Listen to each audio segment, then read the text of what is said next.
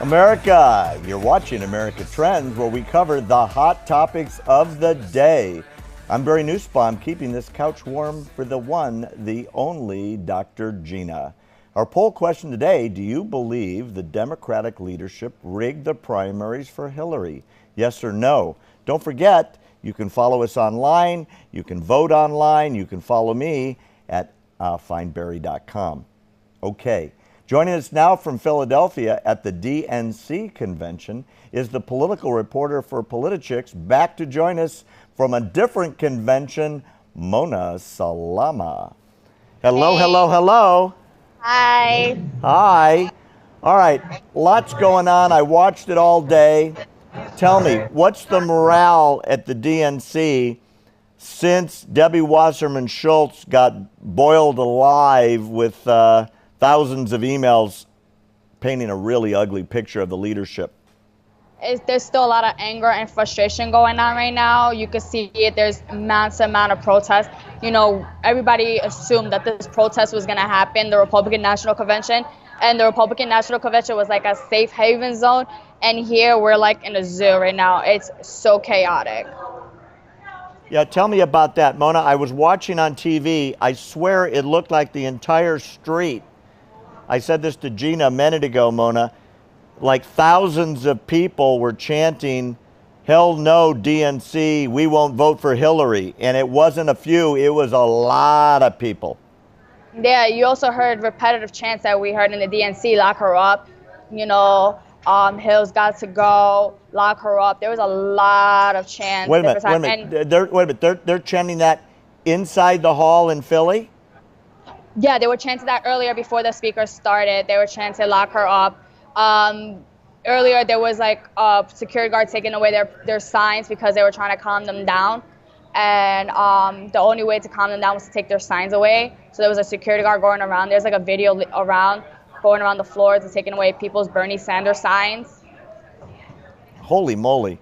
Well, I'm flabbergasted because these are delegates with credentials, right, inside the convention hall that feel, and not unjustly, Mona, that they were disenfranchised, that their guy was fighting the inside fix. It's obvious from what I'm reading today that he never had a chance. He never had a chance with the superdelegates. He never had a chance, even if it was against, like, let's say if he was running against, like, Andrew Cuomo, that he was flirting a run, or if he was Elizabeth Warren, anyone for that matter. If it was not Hillary, he still never had a chance. The system was always against him. He was just the political outsider. He really caused a lot of ruckus. They thought that he was just going to be like a little cockroach that was just going to come and annoy you, and they could not, like, get rid of him. And they tried their best. They tried, coalescing with the endorsement. That didn't work. And today he spoke with his delegates, and even his delegates were, like, furious. And when he said, like, we need to work together with Hillary and Tim Kaine, they are so furious. And what's even getting them on edge is her VP pick, because they see someone like Tim Kaine. They're like, he's like 100 times more conservative than Hillary is. So they're more frustrated about that VP pick. They wanted someone like Elizabeth Warren. They wanted someone at least like, Bernie Sanders for that matter.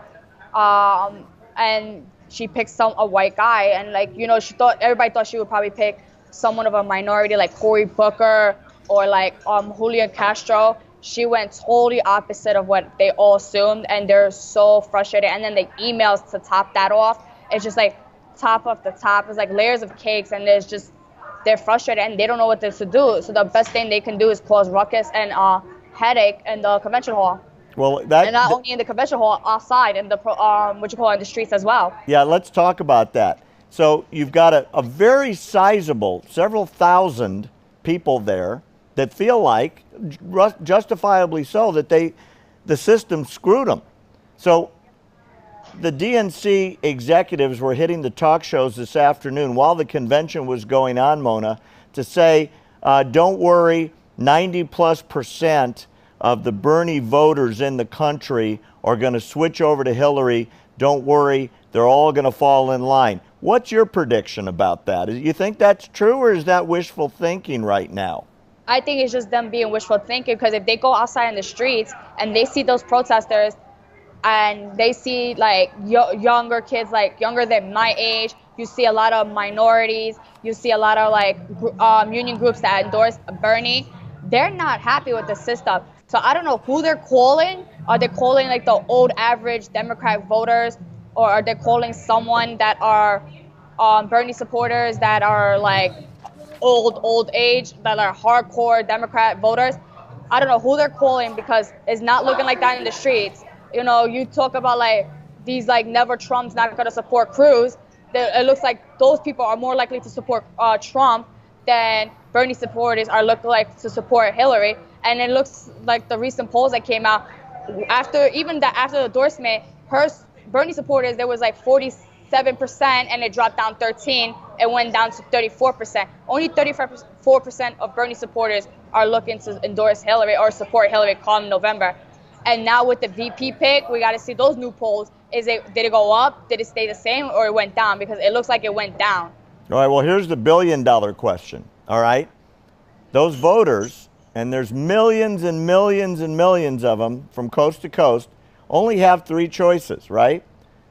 Vote for Hillary, stay home, vote for Trump.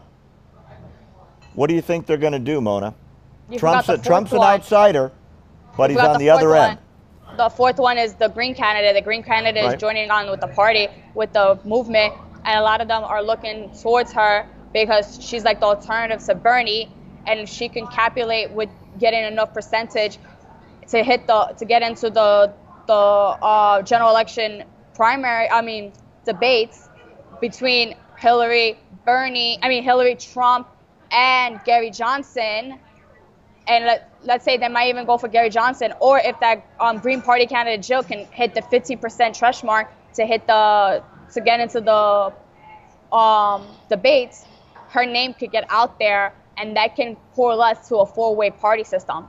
Well, if that were to happen, those are Democrats leaving the Democratic Party. That would be very, very good news for the GOP and Donald Trump. Mona, we're going to leave it there. Thanks for being with us. I know you're going to be on later in the week. We look forward to hearing with you.